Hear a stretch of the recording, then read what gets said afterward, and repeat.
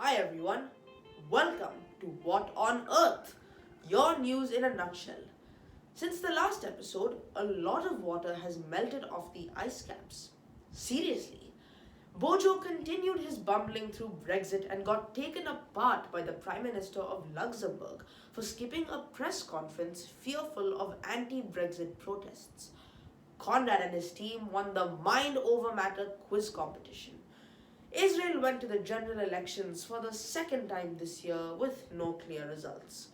Hong Kong decided to cancel its October 1st China National Day fireworks in the interest of public safety, as protests there spilled into their 16th weekend. So hopefully, a less smoggier October 2nd. Everyone's favorite leader, Justin Trudeau, humiliated himself over past indiscretions. Apple rolled out the iPhone 11. It was life as usual, even for that lonely polar bear who overslept on an ice float, and Conrad as he struggles to handle his deservedly newfound fame. Now, on to some news items in a little more detail. The 14th of September saw huge explosions in Saudi Arabia as drones and missiles flattened the world's largest oil refinery at Abqaiq and the Khurais oil field. These attacks set off fires so large that they could be seen from space. The only other things that can be seen so clearly from space are the Great Wall and Justin Bieber's ego. The drones and missiles were said to have flown northwards from Yemen in the south through a large part of Saudi Arabia before causing their havoc, for which the Houthi rebels from Yemen took credit. The Houthis, supposedly backed by Iran, have been locked in a fierce battle against a Saudi led US backed coalition in Yemen since 2015. The conflict has killed tens of thousands of people, thrust millions to the brink of famine, and spawned the world's most devastating humanitarian crisis. Human rights groups have criticized the Saudi led alliance for targeting civilians at hospitals, schools, and markets, while also condemning Western countries, especially the US, for providing Saudi Arabia with the arms. The Houthi rebels, on their part, have been increasing their missile and drone attacks on Saudi targets in recent months, calling it a revenge for war crimes. But a day later, the United States, Saudi Arabia's ally in the effort in Yemen, accused Iran of not just backing the Houthi rebels, but actually launching the drones and missiles used for the latest strike against the Saudi oil facilities. Essentially, the claim was that everything flew due east from Iran, then turned south through Kuwaiti airspace into Saudi Arabia before hitting their targets. To spice up things, President Donald Trump also said the US was locked and loaded and ready to take military action against the party behind these attacks. Iran immediately denied their involvement and accused the United States of looking for reasons to escalate tensions in the region. It definitely does not help the volatile region that the US and Iran take their ball game to this field of play. Our next highlight is the four-letter trend taking over high schools all over the world.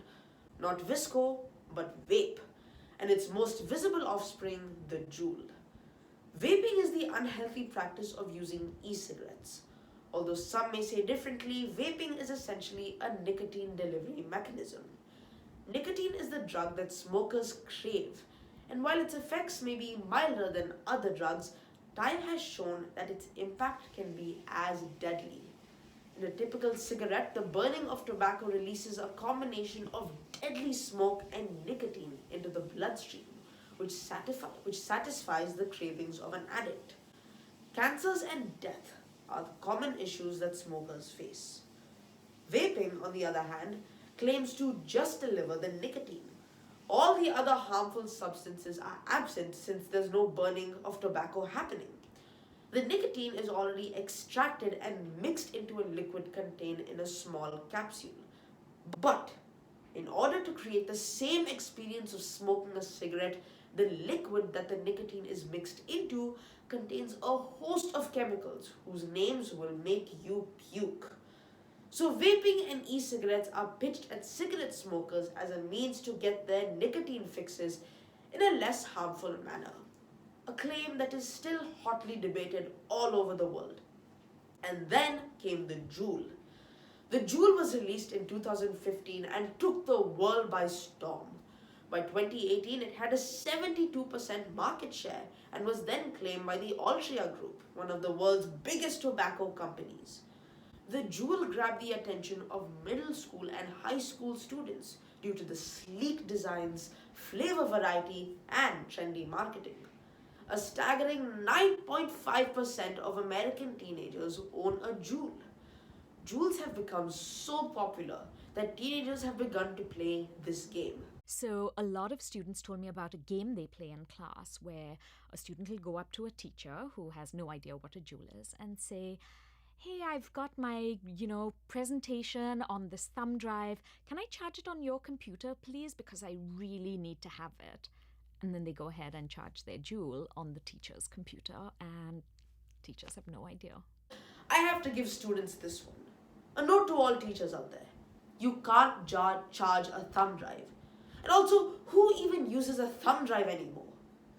But in all seriousness, JUULing is not as safe as people think.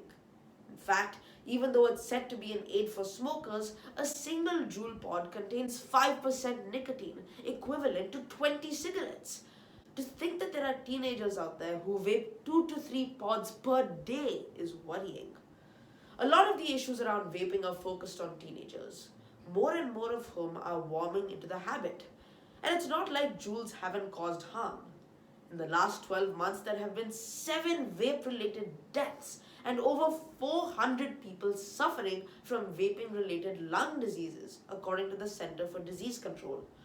All this is now catching up to the JUUL and vaping industry, who are receiving a lot of backlash for their work. Our main story for today is the climate strike. On September 20th, the world likely saw its biggest single-day climate protest in history. It was estimated that 4 million people turned up to 6,000 events held across 185 countries. Kids worldwide decided to skip classes and were followed by adults in more than 1,000 cities around the world holding climate strikes. They totally weren't doing it because they had a test due in the next day. The aim of the climate strikes is to get the world to acknowledge the climate emergency that we're in and act with urgency to transition fairly and swiftly away from fossil fuels to 100% renewable energy access for all.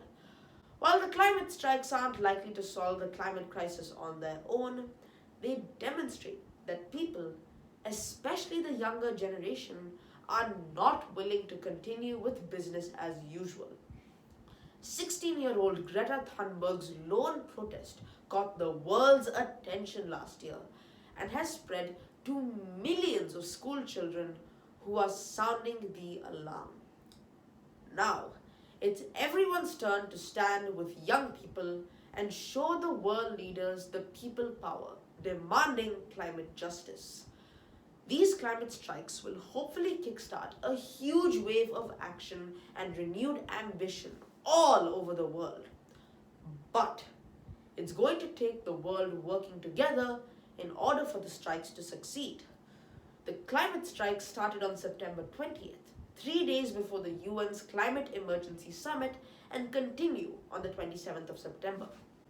Millions are expected to walk out from home, work, school, or university to declare a climate emergency and show our politicians what action in line with climate science and justice means. The climate crisis won't wait, so neither should we. In our lifetime, climate change caused by burning fossil fuels is the biggest challenge that we have to face up to.